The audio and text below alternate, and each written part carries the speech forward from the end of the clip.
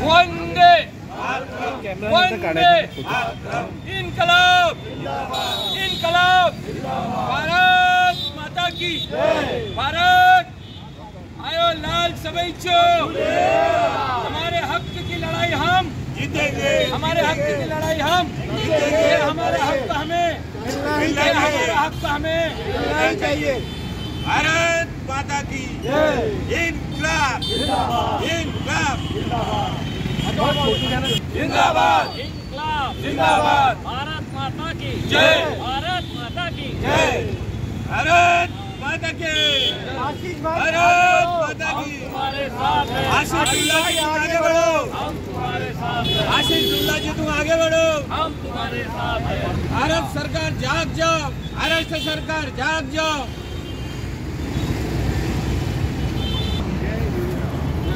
पोषण आमचे मित्र आशिष भाऊ लुल्ला यांनी PR कार्डसाठी केला आहे आणि ह्या पूर्ण अख्ख्या महाराष्ट्रात सिंधी समाज 1948 पासून ह्या महाराष्ट्रात आलेला आहे, ह्या भारतात आलेला आहे आणि इथे येऊन सुद्धा एवढ्या वर्षाचे हे रहिवासी असल्यावरही मूळ निवासी झाले, पण तरी यांना आतापर्यंत कोणत्याच प्रकारची शासनाने सवलत देऊन PR कार्ड त्यांचे इश्यू केले नाही, जेणेकरून यांना कोणत्याच प्रकारचं घर बांधायसाठी एक्सटेन्शनसाठी कोणत्या प्रकारचे लोन होत नाही.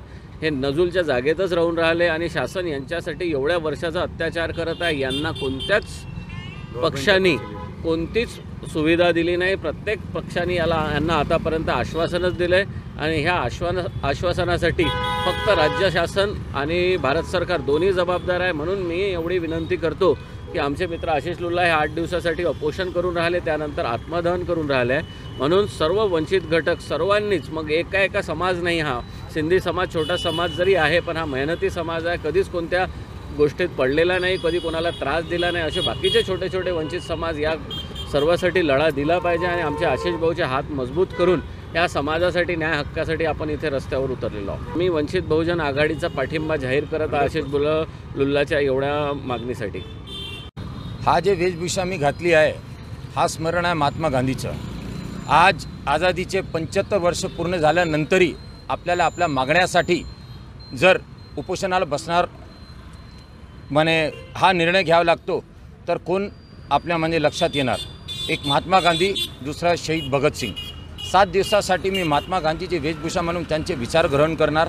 7 दिवसाच्या आज जर आपले सिंधी समाजाचे PR कार्ड वाटपाचे त्वरित वाटप नाही झाला तर 8व्या दिवशी मला शहीद क्रांतीवीर शहीद भगतसिंगाला नमन करून याद करून मला तो मोठा कदम घ्यावा लागेल, तो आहे माझ्या आत्मदाहाचा. आणि या निर्णयावर मी खूप ठाम आहे, ठाम.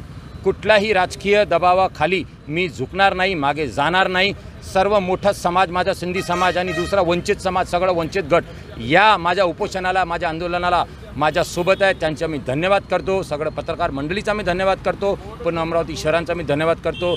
जय हिंद, वंदे मातरम, जय भीम. बाबासाहेब आंबेडकरांच्या विजय. बहुजन आघाडीचा मी आभार व्यक्त करतो की त्यांचा हा जे पाठिंबा आहे आपल्या समाजाला खूप मोठा न्याय देईल आणि त्यांची ताकद आमच्या समाजाला या न्यायासाठी खूप मोठा ताकदी दुप्पट होईल असं मी मानतो. धन्यवाद.